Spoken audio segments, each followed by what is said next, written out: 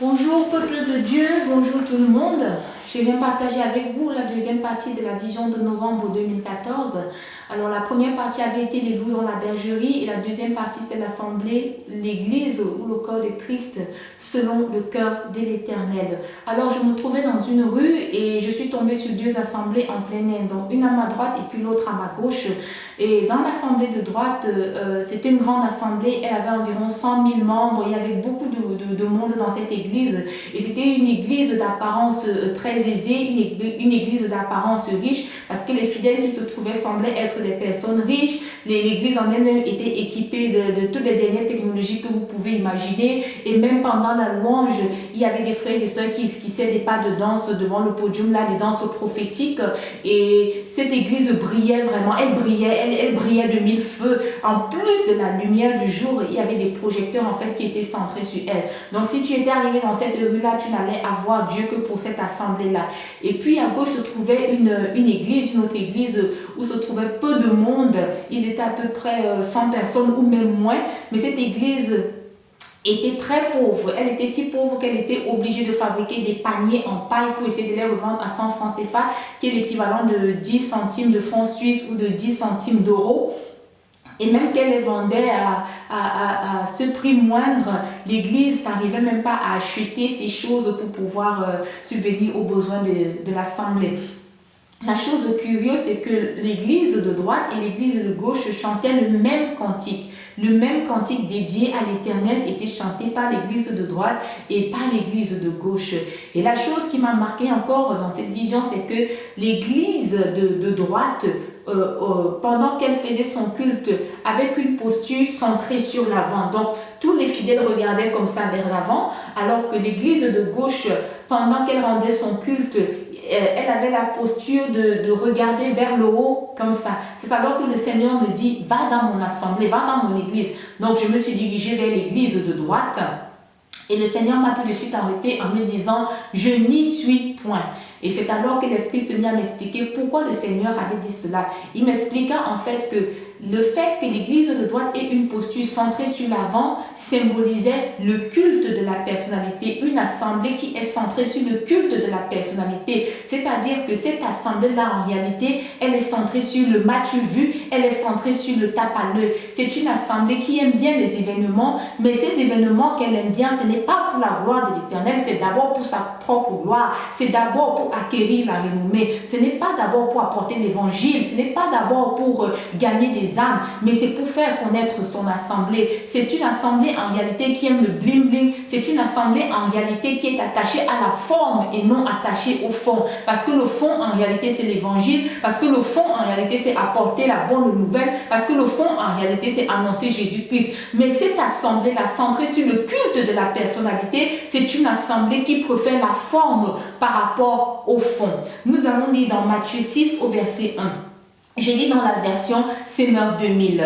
Prenez garde de ne pas accomplir devant les hommes pour vous faire remarquer par eux. Ce que vous faites, faites-le pour obéir à Dieu, sinon vous n'aurez pas la récompense de votre Père Céleste.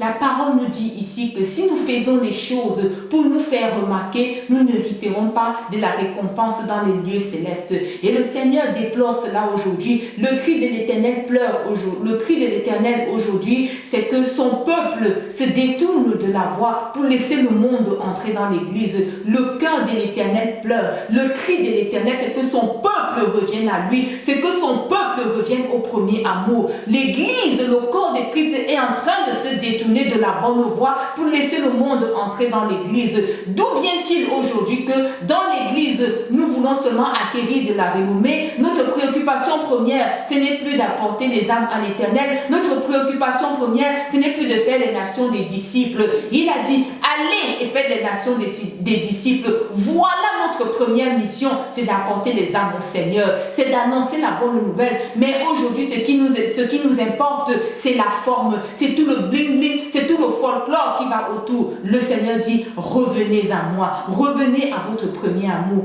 L'Esprit m'expliqua encore que Une assemblée centrée sur le culte de la personnalité, c'est une assemblée qui n'a que la satisfaction pour ses fidèles. C'est une assemblée qui n'a que Dieu pour la satisfaction de ses fidèles. Ça veut dire qu'elle recherche les Amen et les Alléluia. Elle ne prêche plus la vérité parce qu'elle a peur de ne plus recevoir les dîmes, parce qu'elle a peur de ne plus recevoir les offrandes, parce qu'elle a peur de ne plus recevoir les dons volontaires. Cette assemblée-là, c'est une assemblée qui n'est pas selon le cœur de Dieu. Le Seigneur dit: enseignez la vérité à mon peuple. Enseignez la vérité à mon peuple. Ne recherchez pas la satisfaction des humains. Ne recherchez pas la satisfaction des hommes. Si tu recherches la satisfaction de l'homme, ça veut dire en réalité que tu n'es plus serviteur de Christ. Nous allons lire dans Galates 1 au verset 10. Je lis dans la version Semeur 2000. Qu'en pensez-vous maintenant?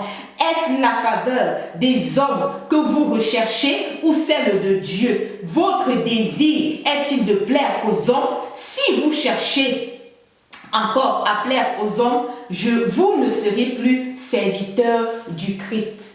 La parole est claire. Dès l'instant où nous recherchons l'approbation des hommes, où nous recherchons à servir les hommes, où nous recherchons à satisfaire d'abord les fidèles dans nos assemblées, ça veut dire en réalité que nous ne sommes plus des serviteurs de Christ. Le Seigneur nous rappelle alors: revenons de nos mauvaises voies, revenons au premier amour. Ne recherchons pas à plaire aux fidèles, ne recherchons pas à plaire aux hommes. En réalité, ces hommes à qui nous voulons plaire, ils ne sont qu'éphémères. Ce n'est pas eux qui nous donneront une récompense. Les Amen et les Alléluia, les acclamations sont éphémères, mais la récompense céleste est à venir. C'est à cela que le Seigneur nous appelle. Il dit encore, l'Esprit, que l'assemblée centrée sur le culte de la personnalité, c'est une assemblée qui met tout en œuvre pour plaire à ses fidèles matériellement. C'est-à-dire que tu disposes dans ton assemblée du matériel de telle sorte que quand le peuple vient, qu'il soit à l'aise, qu'il soit bien. C'est-à-dire que les gens restent à l'assemblée, non à cause de la parole qu'il leur a enseignée,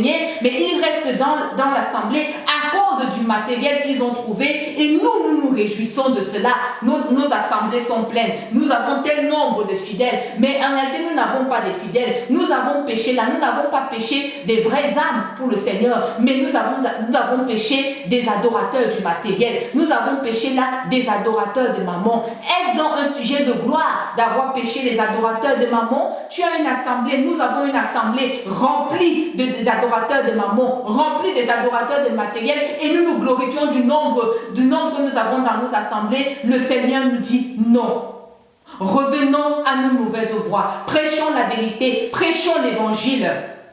C'est le Seigneur qui convainc, c'est lui qui touche. Nous n'avons pas besoin de rentrer dans des fourberies pour que nous ayons plus de fidèles dans les assemblées. Nous n'avons pas besoin de raconter n'importe quoi pour que nous ayons des fidèles. Est-il plus important d'avoir 100 000 membres dans une assemblée que d'avoir 10 membres dans une assemblée? Le Seigneur nous dit: revenons de nos mauvaises voies. Parce que ce qui lui importe, c'est des âmes sauvées, c'est des personnes qui le craignent, c'est des personnes qui le cherchent. C'est des personnes qui ont soif et faim de lui. C'est des adorateurs en esprit et en vérité. Ne péchons plus. Ne péchons plus, frères et sœurs. Ne péchons plus des adorateurs de mammon. Ne péchons plus des adorateurs du matériel. Mais péchons des adorateurs en esprit et en vérité. Car c'est cela qui est agréable à l'Éternel. L'Esprit m'expliqua encore. Une assemblée centrée sur le culte de la personnalité, c'est une assemblée qui n'a l'aspiration que pour la prospérité. Sa foi et son évangile est basé sur la prospérité. Toutes les prédications sont centrées sur la prospérité, un évangile de prospérité. Le Seigneur nous dit dans Matthieu 6 au verset 33, « Recherchons premièrement le royaume des cieux et toute chose nous sera donnée par-dessus tout. » D'où vient-il aujourd'hui que nous voulons rechercher d'abord le matériel? D'où vient-il que nous inversons le verset biblique? Nous faisons maintenant, recherchons premièrement le matériel avant de rechercher les choses du royaume des cieux. Ne nous moquons pas de l'Éternel. Il nous rappelle à la raison. Il nous rappelle à la raison. Revenons de nos mauvaises voies. Revenons au premier amour. Le matériel ne nous fera pas hériter du royaume des cieux. Le critère de sélection, quand l'Éternel reviendra, ce ne sera pas la richesse matérielle, mais ce sera la richesse spirituelle. Revenons à l'Éternel. Revenons à l'Éternel. Le Seigneur dit, il ne se trouve au point dans ces assemblées-là qui font du matériel leur Dieu. Il n'est pas en train de dire que il est dans les assemblées uniquement pauvres. Non, ce n'est pas ce qu'il est en train de dire. Il est en train de dire que dans ces assemblées riches qui ont fait du matériel leur Dieu, il ne s'y trouve pas. L'église de gauche, qui avait l'apparence pauvre, qui en réalité était riche spirituellement, c'était cette église-là en réalité qui est centrée sur la recherche du royaume des cieux, qui est centrée sur la recherche du salut, sur la recherche de l'éternité. C'est cette assemblée-là que le Seigneur agrée. Le Seigneur est en train de dire aujourd'hui qu'il agrée l'assemblée qui le recherche, qui recherche le royaume des cieux, qui recherche le salut, qui parle de sa part, qui annonçant la bonne nouvelle, que dont l'occupation première est d'annoncer l'évangile, de rechercher les âmes pour lui, de prêcher la bonne nouvelle. Voilà l'église que le Seigneur agrée. L'or et l'argent lui appartiennent, certes c'est vrai. Il aimerait que nous prospérons à tous égards comme l'état de notre âme, certes c'est vrai. Mais à une condition, recherchons premièrement le royaume des cieux et toutes ces choses-là nous seront données par-dessus tout. Voilà ce que le Seigneur agrée. Il n'est pas en train de dire qu'il se trouve seulement dans les églises pauvres. Non, ce n'est pas ce que le Seigneur est en train de dire. Il est simplement en train de dire que des personnes qui ont fait du matériel, leur Dieu, il ne se trouve pas. On ne peut pas servir deux maîtres, frères et sœurs. Tu ne peux pas servir maman et tu ne peux pas servir Dieu. Ça veut dire quoi? Maintenant, il y a deux balances. Il y a la balance du royaume des cieux et puis il y a la balance du matériel. Si tu arrives à faire l'équilibre, ça veut dire que si tu es riche, ça veut dire que le Seigneur t'a béni, tu as les biens matériels dans ton assemblée ou dans ta vie, gloire à Dieu. Mais il ne faudrait pas que la balance du matériel pèse plus que la balance du royaume des cieux. Non, mon frère, tu seras dans la perdition et c'est ce que l'Éternel déplore. Si tu arrives à faire l'équilibre, ça veut dire que tu es au même niveau spirituellement, matériellement autant que moi, alors gloire à Dieu, alors le Seigneur t'approuvera. Mais il ne faudra pas que la balance du matériel soit au-dessus de la balance des choses du royaume des cieux. Par contre, si la balance des choses du royaume des cieux est au-dessus de la balance du matériel, gloire à Dieu, parce qu'en réalité, c'est cela la vraie richesse. Le Seigneur nous rappelle à l'ordre. Revenons de nos mauvaises